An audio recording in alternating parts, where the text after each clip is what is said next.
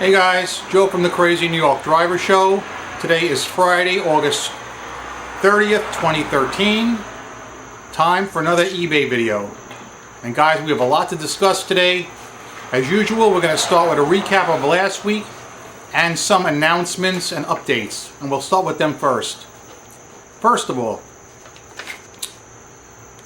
I am still getting people who are sending me these long 8-paragraph personal messages with their eBay stories, and that's fine. I read the story, I respond to them, and I'm unable to because they have the contact lock enabled. I talked about this a few weeks ago, guys. So if any of you wrote to me, and I specifically mean the guy who told me the long story about how he shipped something to Canada and got stung, I cannot write back to you and answer you unless you disable that contact lock. And quite frankly, guys, there is no reason that any adult should have the contact lock enabled anyway. I don't know what's up with that. It's 2013, guys. The only way you can make it an interactive experience is to disable the contact lock. Alright? Another thing. As of late, a whole bunch of fake cloned YouTube channels have emerged. And yes, there's one of me too. Anytime you guys get a personal message from a channel, any channel, whether it's real or cloned, I urge you to click on the channel that contacts you and look at it. Look at the date that it was started. That's always a key, and look at how many subscribers it has. My personal rule of thumb is anytime someone contacts me who I don't know, I go and I click on their channel. If the channel is blank, I'm not answering them. I'm sorry guys, but anyone who doesn't have the time to make their channel personal is questionable. Also, someone who starts a channel on a day and the very next day contacts me, that's very suspicious too. Sorry guys, but it's the year 2013 and you know how things are. Alright?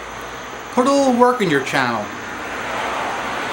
And always be careful who you're talking to. Make sure it's who you think it is.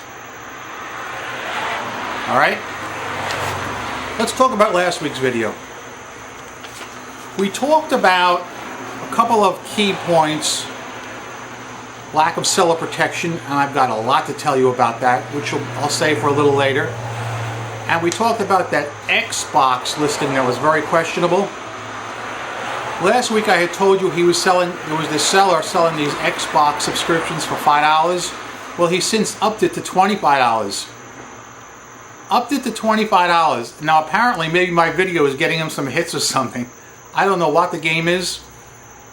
But one thing that did really surprise me in a positive way, guys, is, as I said, for the last 3 weeks I've been doing eBay videos, and I've been getting solid hits. For instance, last Friday's eBay video has hit over 1,200 unique views. I think that's pretty good, and that's because of you guys. And I read your comments. Your comments were excellent. In fact, I'm going to address some of those comments right now. Because what's good is, people always come up with something that I haven't thought of myself. And I'm thinking, what a great freaking comment. And if you guys don't say what's on your mind, there's no way we're ever going to know what you have to say. Don't be afraid to speak your mind. You don't have to agree with me. This is a community channel. We all get to talk here. One of the best comments I saw had to do with my issues about lack of seller protection. Specifically, I said, I think that if any seller agrees to take a return and give full money back with original shipping, he should be protected from negative feedback. And I do feel that way. But one guy came up with an interesting scenario. Let's say there's a really bad seller on eBay, a real schemer. Let's say he constantly lists items as factory or name brand and always sells this Chinese, Taiwanese garbage consistently. He would be protected because nobody could ever neg him even though he's openly violating eBay policy. Now that's something that didn't quite dawn on me, and one of my subscribers mentioned it, and I'm glad he did, because that's a good point. We need to weed out the bad sellers. In a case like this, he should not be protected. Like I had said, all sellers should be protected. And I still feel the majority of sellers are good sellers and should be protected. But my question to you guys is, in this case, where there's a flagrant abuse of eBay policy, what could we do to that seller so that he's not protected like a good seller, if you get my point? I mean, I don't want to punish the many good sellers for the actions of a few bad ones. I'm sure you see my point there. But I'm glad that guy raised that point, because it's something we need to think about, and hopefully we can fine-tune it. Now, one thing that everyone seemed to be in agreement on was the horrible DSR console. It was definitely created to hurt sellers, to keep our rating down, and to avoid us getting the 20% discount that we top-rated sellers enjoy. And I'm in agreement there. I would love to abolish that stupid DSR console. No good can come of that. When I leave my ratings for sellers, I always leave them 5 stars.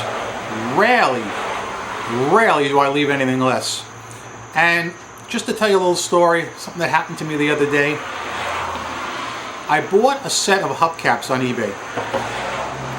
The lady had them listed as 14-inch hubcaps.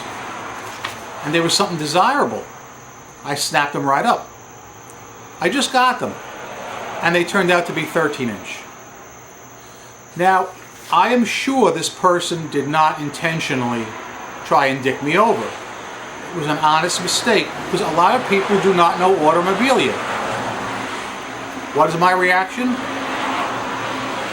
No reaction. I got them cheap.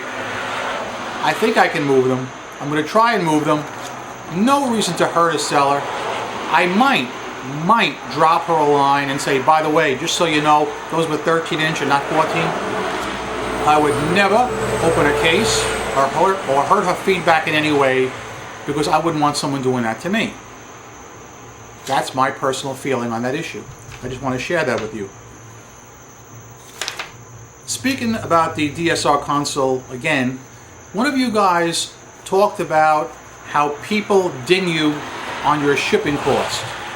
And you stated that people should not be able to rate your shipping cost if it's stated ahead of time, which it should be. And quite frankly, that seems sensible to me.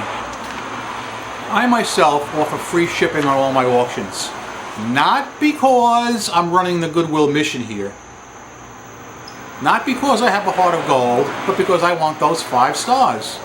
So I just bill the shipping cost into the price of the product. Okay? It's called survival. That's why I do it. But for those of you guys who don't want to do it or choose not to do it, as long as you have the shipping cost listed, and you should, I really don't see why a person should be able to star bang you if you're upfront about your cost. But I'm still finding sellers who are not stating their shipping cost in their auctions, and I do not know how they're getting away with it. I saw one last night. I wanted to buy some stuff, and there was no shipping cost. So I'm at the mercy of the seller. They could charge me anything. I didn't bid. I blame eBay for that. There should be a fail-safe, whereas shipping costs must be stated in the auction before the auction can be listed.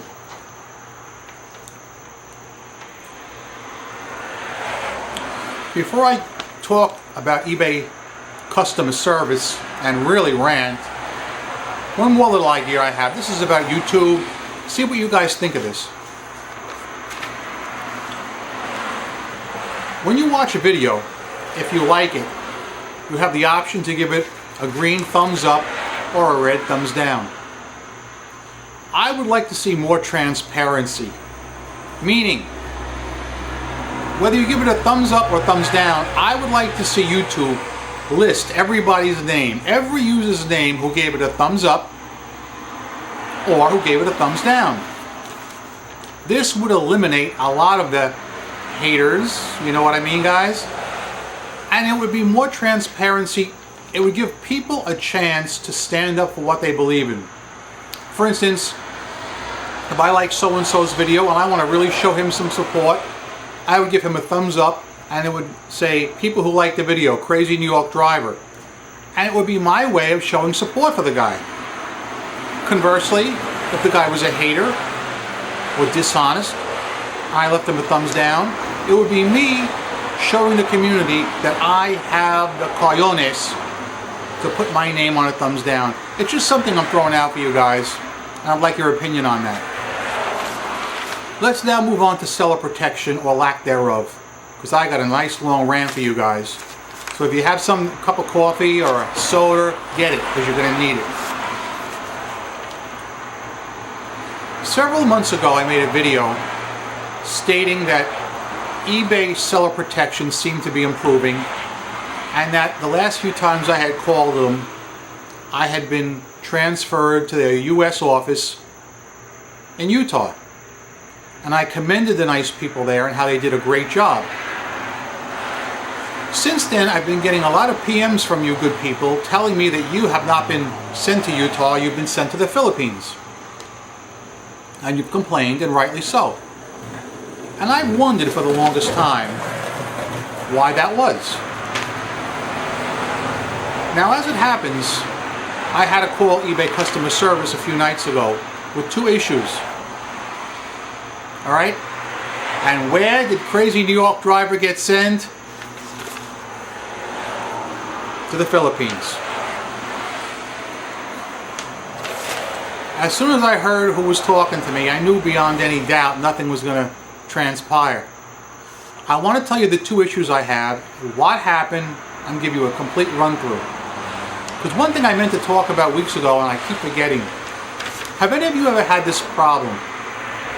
You sell an item on eBay, the buyer pays right away with PayPal. And PayPal sends you a letter that says, your item has just sold, however, we do not want you to ship it out yet because we want to investigate this buyer a little better and make sure everything's on the up and up.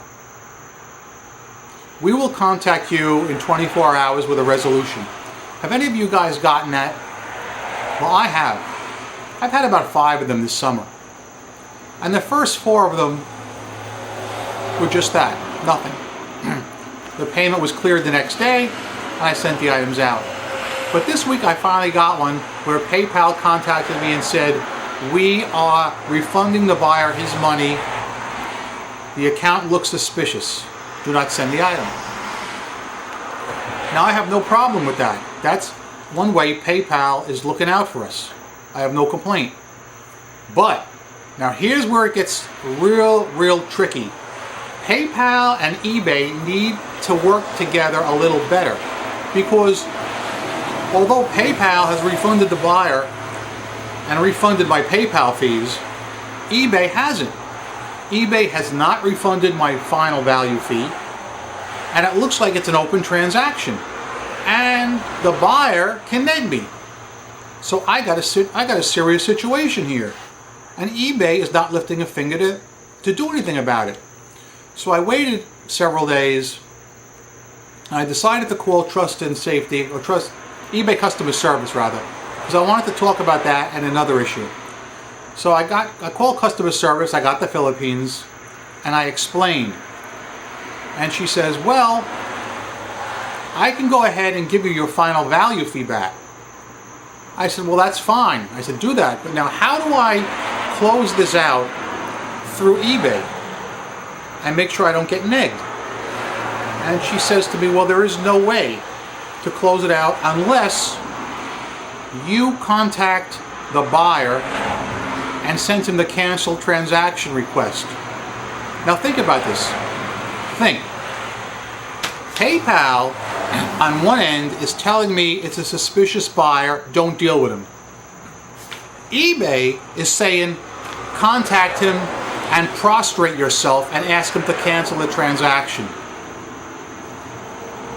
No way. I am not going to contact that guy. So I got a situation here. I got an open transaction on my account, and eBay has no answer for me.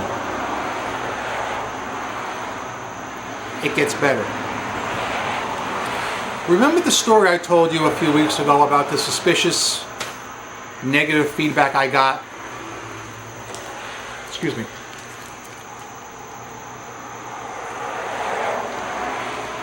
Let me rehash that for you really quick, in case some of you guys don't remember it. I offer money back, 2-week money back guarantee, no questions asked on everything. And believe me, buyers are not bashful about asking for it. It's part of doing business on eBay. I accept that. I sold a very small lock bolt for $14.95 a while back to a buyer whose account was a long dormant account. He hadn't done anything with it in over a year except bid on my item. He gets the item, never contacts me, waits several weeks, and leaves me negative feedback, saying it wasn't what it was supposed to be. Now, if that's the case, why didn't he just ask me for his $14.95 back? I would gladly have given it to him. The reason is simply he didn't want his $14.95 back. He wanted to neg me. It's obvious. I checked his history, and he has a history of negging sellers. So when I called customer service the other night, seller protection rather, if you want to call it that, customer service or lack thereof, I explained it to them after I explained my first situation. And the Filipino woman said, okay, hold up. I have to transfer this to my superior to get this looked at and see if things are kosher. No problem. I wait on the line a while. And by the way, I had to wait on the line a good 20 minutes initially before my phone call got picked up. Epic fail, eBay. Epic fail. Then I had to wait another 8 minutes for this supervisor to pick up. Epic fail times 2. And she picks it up and she goes, all right, Joe, I have looked at the account in question and left you the negative feedback, and I have to tell you that it does look suspicious, and it does look like this account is used to undermine sellers' performance. So I'm thinking, yes, yes, yes. She then goes on to say, unfortunately, I don't have the power to do anything. Why the hell are they putting me to somebody who doesn't have the power to do anything? I need to talk to somebody with some juice. She says to me, the only thing you can do is click the report a buyer link. When you go to leave feedback, the little report a buyer. I said, I did that. Nothing was done. She said, well, we evaluate it once a month, and if you want, you can leave a response comment to your negative feedback to tell your buyers the true story. I said, no, I'm not leaving any response comment to tell anybody anything. That's your department. I have proven my case, and nobody wants to do anything about it. Well, I'm very sorry. I'm very sorry. Yeah, you're very sorry. So, guys, once again, epic fail to eBay seller protection. I am going to be honest with you, in the last 2 months it's gone way downhill, and I think there's 2 reasons for that. I think because it's the summertime, they may have given a lot of the more experienced people time off. The guys in Utah, I think they may have been given a lot of time off of vacations and stuff, and they're just sending the majority over to the Philippines. Also, let's face it, it's a lot cheaper to outsource to the Philippines. One of you guys had said that eBay should start a service whereas you can subscribe for a certain amount of money. I think he said $14.95 per month, and your calls would automatically be routed to Utah, right here in the United States. And I got news for you. As a top-rated seller, I think all of our calls should be routed to Utah. All right? And not just top-rated sellers, even intermediate sellers and smaller sellers. You know, a seller is a seller. Why can't we keep our business in the United States? This has been something that's been bugging a lot of you guys, and it's bugged me. I wasn't too vocal on it in the past because it seemed to me that actually eBay was cresting the hill and they were actually keeping everything here in Utah. But maybe I was just lucky. Maybe I called at the right time. Maybe I called on a Wednesday or something. I don't know. But it's my opinion now that a lot of the calls, most of them are going to the Philippine operators. So, in your comments, please tell me, answer this question. On your most recent call to eBay customer service, were you routed to the Philippines or to Utah? And can you give me an idea how long ago that call was? All right? So, I think that's enough material to cover for today. That gives you enough to rant on. Please comment below, comment exactly how you feel. No one's going to yell at you. I mean, I know I won't. I'm Crazy New York Driver, you're not. Thanks once again for tuning in to my Friday eBay video. I will be back next Friday with some more information. Enjoy your Labor Day weekend. Those of you guys who comment today, I will be able to respond to most of those comments or to your PMs. Those of you who can't make it in today, I'll hit you up on Monday or Tuesday. Thanks for watching. Hopefully, we can make change to eBay so that they route all of our calls to Draper, Utah. That would be great. If we could accomplish that, that would be super. All right? Because we're sellers, we're people too, and all we ask is a level playing field. Thanks for watching. Rock on, guys.